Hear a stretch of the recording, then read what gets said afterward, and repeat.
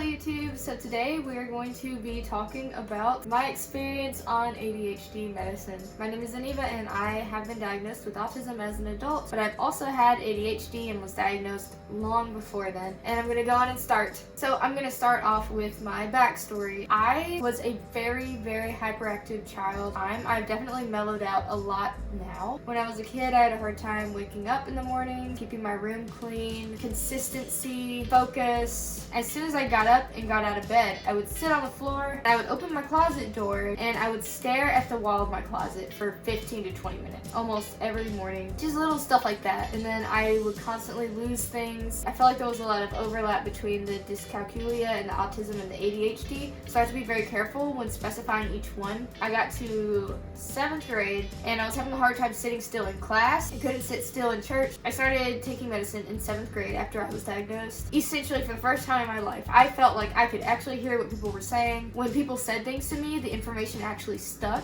It was the first time I had ever felt like I could actually take notes and understand what I was writing. Yeah, so that is my backstory on how I got diagnosed. We're gonna talk about how life was with medicine once I was in 7th grade. So I was in 7th grade and I took medicine and I stopped taking it because I was prescribed Adderall. And I didn't like the way that it made me feel. And as a kid that would Google everything, I already knew all of the side effects of Adderall. I honestly felt like my dose was a little bit strong for me not being super hyperactive. I felt like it gave me the drive to study. I still had such a hard time because I had math dyslexia. I really don't care about things that I'm not already interested in. And so there's just so much overlap. And so I don't really speak very much on ADD and ADHD. I understand that being autistic, a lot of the things that I experienced that I thought were, like the ADD were actually autistic traits. It's really hard for me to talk about because I don't want to say incorrect things, but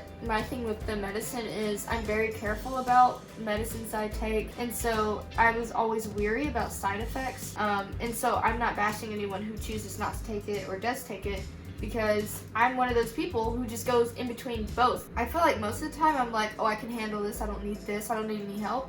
I have coping mechanisms, I have my organization hacks and stuff like that. And then it's more of a hindsight thing where I'm like, I wouldn't have failed that class if I was taking medicine. My room wouldn't be falling apart this often. It's these hindsight things. And then I start to take it and I'm like, oh, I can handle life again. And then I stop taking it and everything falls apart. But guess what? I don't notice it's falling apart until everything is falling apart and I'm looking in hindsight. What do I do? Because the side effects of medicine really, I don't like them. Do I feel like what it does for me is better than the side effects? For the most part, yes. My concern has always been, what about, the addictive properties? You start off with this low dosage as a kid, and then they just have to keep building it up and building it up. That could be, anxiety. Like, I feel like that's a very anxious thought. That is basically how I feel about that. So yeah, so that's my personal opinion on the medicines themselves. I have to admit, I'm going back to medicine now because my GPA went from a 3.5 all the way down to a 2.8. ADHD isn't just, I don't want to hear what you're saying right now, I'm bored. That's not ADHD. ADHD actually is something that encompasses your entire life. It can really ruin your life if you don't know how to manage it and you have no real strategies for tackling your deficits. He still likes to bite. You gonna stay? Stay. Stop.